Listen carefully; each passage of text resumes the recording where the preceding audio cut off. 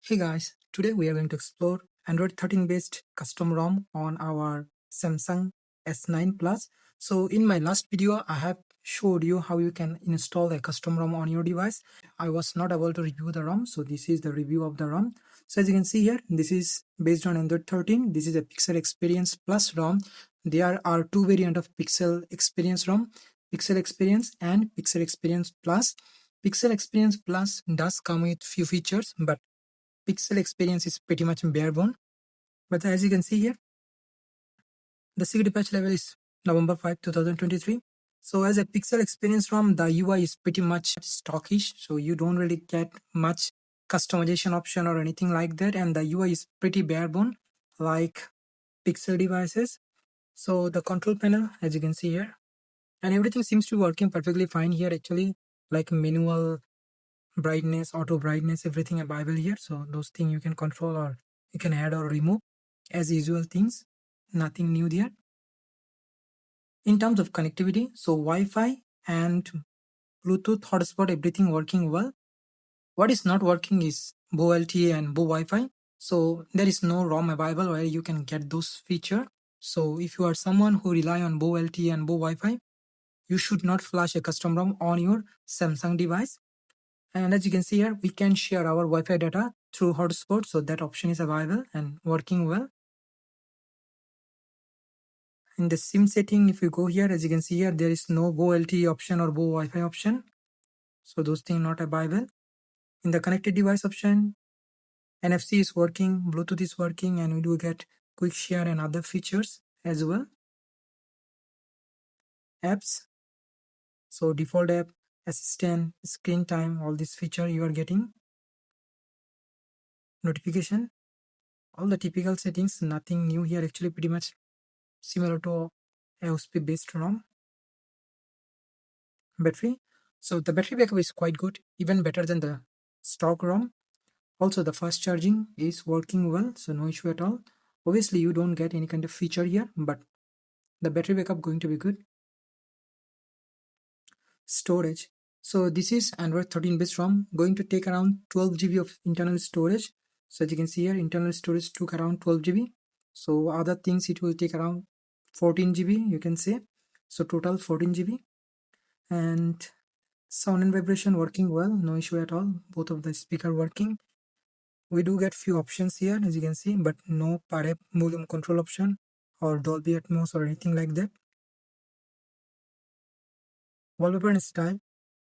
So we do get few customization option here, like dark theme, themed icon, shortcut for the lock screen, and app grid. So you can change app grid. There are few options. The change wallpaper option, we do get few things here, like Come Alive, Emoji Workshop, but no AI wallpaper. And you do get all other AOSP based wallpapers. So all these wallpapers are available, but you don't get any clock option here. So you cannot change the clock. That's it actually. In the display option, we do get adaptive brightness and few other settings here, like double tap to sleep. That is available, but no double tap to awake. But you can press the 3D home button to awake the display, or you can use your fingerprint. And here we get lock screen options. So there are few options available here, but unfortunately no AOD. So AOD is not available on this ROM. Accessibility option is available, and the ROM is actually quite fluent, so you don't really need to disable any kind of animation or anything like that. But if you want, you can do that too. Security. So as you know, S9 Plus got iris scanner, but on a custom ROM, iris scanner does not really work, so you don't get that feature. But you do get face unlock and fingerprint unlock, both of them working. So as you can see here, fingerprint unlock quite fast and no issue at all. And face unlock is also available, but it is going to be slower side. As you can see here, working well. So face unlock is also working, but pretty slow. In the most security setting, we do get few things here. SIM lock, theft protection, device, it means these are the things. privacy option is available, location is working well, safety and emergency, password and account, all the typical settings. In the system setting, we do get few customization option here.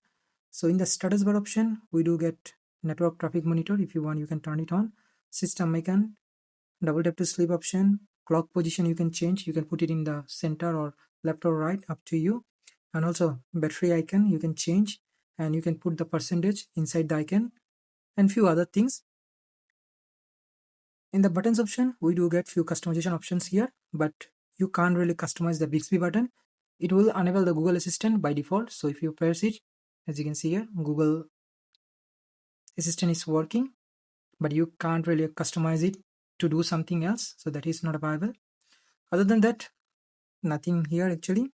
So there is not much customization or anything like that, like other ROMs I have tried on few other devices. So in terms of application, this is a GF's build, so Google application pre-installed here. The camera application we are getting here is pretty bare bone, so it is working. So as you can see here, you do get few options like portrait option is available,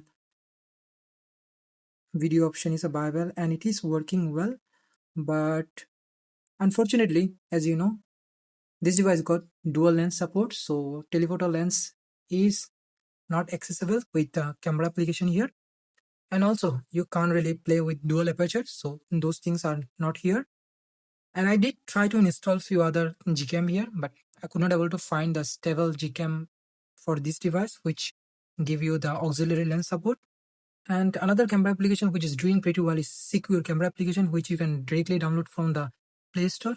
So the picture quality and video quality is better on this camera application, although still you are not getting the auxiliary lens support, but this one is better and you can download it directly from Play Store.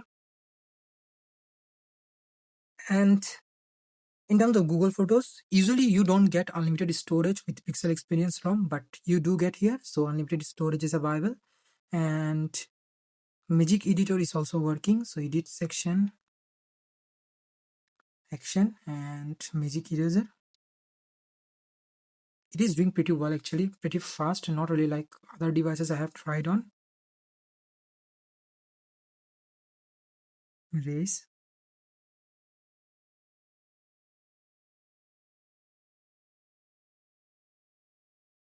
So done. So it is working well. In terms of phone calls, so it is using Google's default dialer. Unfortunately, no call recording, no video call option, and no VoLTE and Wi-Fi support. You just can make phone call with this ROM, nothing else.